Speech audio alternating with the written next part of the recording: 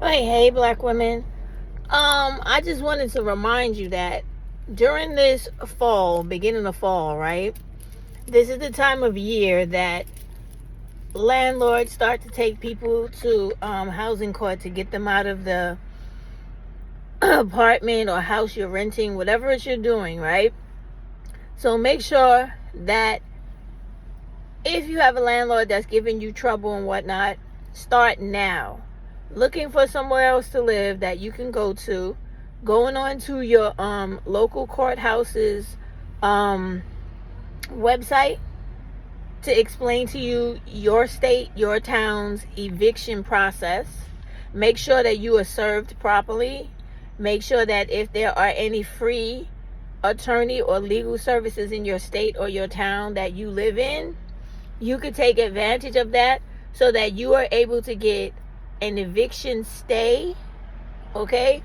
Or if you need to go seek an order to show cause to have your eviction stopped, you need to know how to do all of those things. I can only speak for the processes of New York, so I can't really go into a complete guideline or this is what you must do when this happens, because every state is different and the laws for each state are a little bit different. And I think here in my state, the laws here cater towards the tenant. In most of the other states in this country, the laws cater towards the landlord. So if you live in one of those landlord states, you need to know exactly how much time they have of notice they have to give you for an eviction, how you can go and put in your answer to your petition, your notice of petition for eviction, to give your side of the story and also to buy yourself time. In addition to that, know that this is the time, black women, when all the programs for the summer open up. Know that if you're interested in an internship, search online for whatever state you live in. California internships for whatever it is, right? Wisconsin internships for whatever it is. Dallas internships for whatever. And know that you put them in, you seek them out now, you find out everybody who you got to contact and all of the programs there are. Most of those programs, the applications got to be in to whatever organization you're applying to. Normally by this tree need to chill by February. And then in March they'll let you know if you were accepted or not, and then you'll go into your program normally in June or July of next year coming, right? So you want to do all of that stuff now. Be prepared and be on point. Also, know that September and October are the months where all of the people that were working temporary, seasonal, and programs where they were working on a stipend and things of that nature, they're gonna be wrapping it up. It's gonna be coming. It's gonna be doing a nice little slow wind down to letting everybody off, dismissing everybody because the program is over. Now's your time to try to go to that job, whatever it is, program, and put in an application for a permanent position, okay? Go on those websites I told you about that are statewide, nationwide, like socialservice.com. There's no S in any of that. Just social service, one word, .com. Idealist.org. Womenforhire.com. HireMyMom.com. Then you want to go on to Vivian, that Asian woman Vivian's page, that your rich BFF, whatever shit it is, your rich girly. If y'all know what I'm talking about, please go to her page. She's an Asian woman that always says, it's your rich girly, your BFF.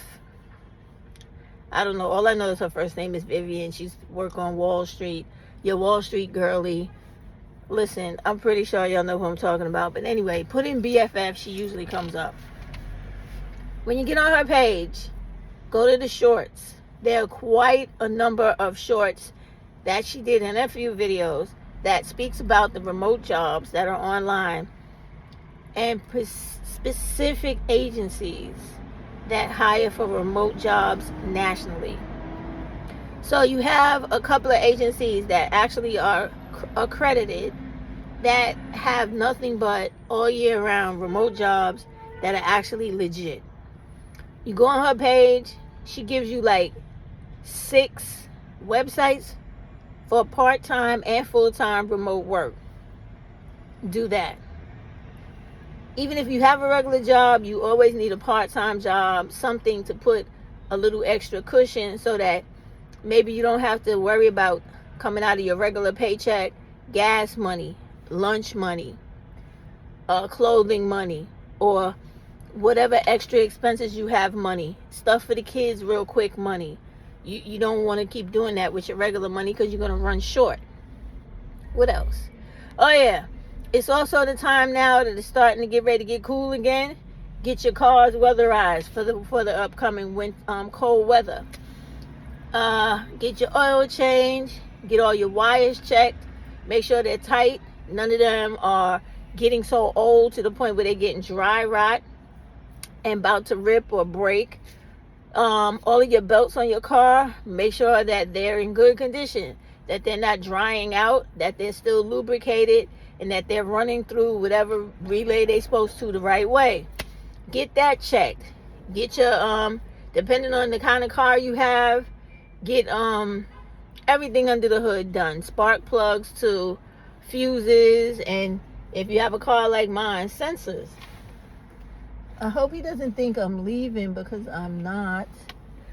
Let me just I'm always doing too much with these people. No. Yeah, he thought I was actually leaving. I'm chilling in the car, so I need to run the engine. I need to run the engine because I can't drive it because I have a stupid location where I can't bring my vehicle. But I need to deal with it and move it around from time to time. Oh, also, guys, women, very important. Your tire pressure is very important. I might have to do that video again because I lost it when I lost the other channel. But you can go online, you can go to gas station, any of those damn automotive stores, Pep Boys, whoever. Let me see. Do I have it? Oh yeah, I can show you. It's on my keychain. Hold on. Where is it at? Okay. There it goes. This is a tire pressure gauge, right? When you put an air in your tire, you got to know how much your front tires take. What's the max? The back tires. You put this little nozzle piece onto the I forget what you call that thing. The little nozzle piece that sticks out the tire where you put the air in it. You put this on it. The air is going to blow in it and it's going to release this little stick. This stick has little numbers on it. It'll tell you how much air is in your tire. That way you know how much more to put in it, how much less, how much you got to take out of it if you overdid it, because too dangerous to tires that are overinflated, right? Underinflated is a different thing. Underinflated, it messes up the balance of your car if you have a car with sensors, right? To balance your car out. If you don't, it'll just give you more traction. But even when you have a car that balances out the weight, when you have low traction in your tires, depending on the weather outside, sometimes that's better than being overinflated. When they're overinflated, you don't stop with your brakes as well. It gives you bounce ability all over the road. It makes it possible if the road is icy, really, really cold or slick, for your ass to slide. It's a thing called hydroplane. It can give you that ability in the rain especially, and also in cold weather where the ground is like damn near frozen. So know all those things. Be prepared to deal with that. A lot of this stuff you can learn and more out of the what is it called? Do you guys remember the Consumer's Guide or Consumer Report? That's online now. So you can go in there and find out about a whole bunch of stuff. And the best place in the world to find out about everything that deals with your life on a mechanical level, a credit level, a financial level, a personal level, is nerdwallet.com. When you go on NerdWallet, it tells you everything about life that affects your pocket. That's why they call it NerdWallet. So all the things we're talking about with the car, like weatherizing the car, that shit costs money. And if you're like me, like this summer, I ordered from Amazon some vinyl spray, right? Protective spray. So I sprayed my whole car with that vinyl protective cover. Now, a lot of people go and pay like $5,000 to do that because it protects the outside of your car from like the weather, the heat, the cold. Okay, right? You could do that again if you want to. They have the glossy and they have the matte. It doesn't matter which one you choose. The whole point is to make the outside of your car protected. Because when the outside of your car is protected with a decent either paint job or protective layer of coating, it keeps the heat in, it keeps the cold out, it keeps the rust away. If your car starts to rust, no problem. Do I have that in here, the anti-rust thing? It's probably in the back somewhere. It's tons of them. They come in a spray can, or they come in a pump thing. When you have areas of your car that are starting to rust, you buy that, you spray it on there, it takes care of the rust, it stops the oxidation. You're doing well. I guess he didn't want that spot because it's an open spot and he left it, so that's on him. So anyway, what else do we have to talk about? We talk about tires, we talk about oil, tire pressure, weatherizing the car on the outside. I'm not a person that does that wheel balancing and rotation. I don't do that. I just take my car to the mechanic, and I got to do that because I need an oil change. Like these European cars, unlike regular cars, domestic cars, you got to change your oil every 3 months or a certain amount of miles, right? With foreign cars, this car, you can change the oil every 5 months. So I'm due for an oil change. And also sometimes if you have the extra money, because it's a few $100s, you can have them clean your engine, like flush your engine, so that all that gook and shit from the what is that, anti-fluid, the residual oil and shit like that goes into your engine, you flush it, get all that gooky shit out of there so that everything is smooth and runs well.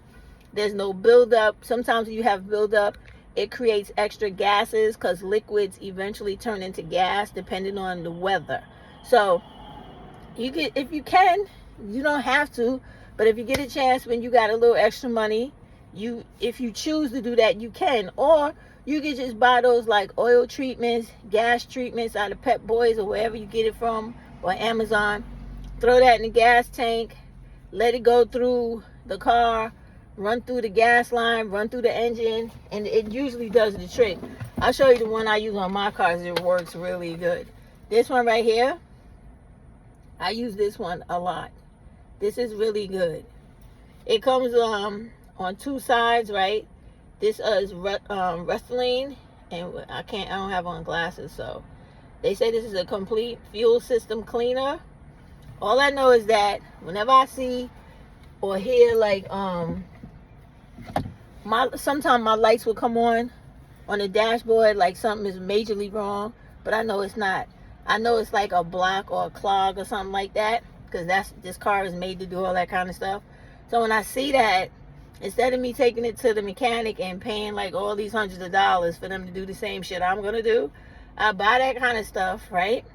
And I put it in the gas, you put it in the gas tank, it runs through, right? And it does what it's supposed to do. Now, in addition to that, I don't think you have it in the car. I think you have it upstairs. I have and y'all need to buy this because it'll save you a lot of money at the mechanic shop, right? It is called a code reader. Now, this car and many cars come with their own specific code reader. You plug it in underneath your steering wheel, wherever your little there's like a little section where you plug the computer, the code reader into your car, and that's the way that the mechanics find out from the computer in the car what's wrong, where you have a problem in the car, front of the car, back of the car, electrical problem, what else is it, cooling problem, heating problem. It will find all of that out. You got lights that are out, need to be replaced, whatever, fuses that's gone, you need to replace. That code reader tells you all that, and all you have to do is buy it, read the instructions, turn on your car, plug it in, learn how to press the buttons on your code reader for it to tell you what is wrong with your car. It'll read the whole car. It'll do an analysis of the car. Once the analysis is complete, it will give you codes. You can either go online to Google and type those codes into Google, and Google will tell you exactly what those codes are for your car. Oh, I'm just making it up now. R271 means that I need a new whatever fuse, or I need a new what is that, front right or rear bank. How does it go on my car? Front passenger side sensor. Like there's 4 sensors in this car, and it regulates everything that happens over here with me, like with my seat and everything, from the heat in the seat to the massaging in the seat, how it moves, the airbags. Because even though the airbags come out of a specific location, there's a computer thing in this car coded somewhere that tells the shit, come out, don't come out, call for help, whatever it does a lot of crazy shit. So those things are built into the car. Like, if you want, there's also a book that goes with your car. You either get it from the manufacturer, a dealer, or you find it online, you order it, and then you have it, right? But your car has a lot of features that you don't really know about, and those different pieces to the car that you got to replace due to reading the codes is very important. Because sometimes, like, if you go to a mechanic and they maybe read the codes but they don't fix everything, you're going to keep having problems, because every code has to be cleared in order for the car to run perfectly. And then there are times when you get a shiesty mechanic where he'll clear the code reader to make it seem like everything on your car is fixed when it actually still needs repairs. So when you learn how to do these things yourself, and you can read it and you know what's going on, you find a person you could trust, you'll have a more maintained car. It will drive better for you in every season of the weather, and it'll also be as safe as possible, because shit is not cheap. Like in the summertime, I do like all major repairs that I can before winter. Like, I got all new brakes, all new rotors, all that shit. I put all that on here because I was like, when it gets cold, the car sits, whatever, it's gonna rust, all that. And there's stuff you could buy for that. Like, it's stuff you could spray on your brakes and your rotors and stuff to get the dust off, to keep them nice and fresh so that they don't get dusty and messed up before their time, because grit and grime also fucks up your brakes depending on where you drive, where you are.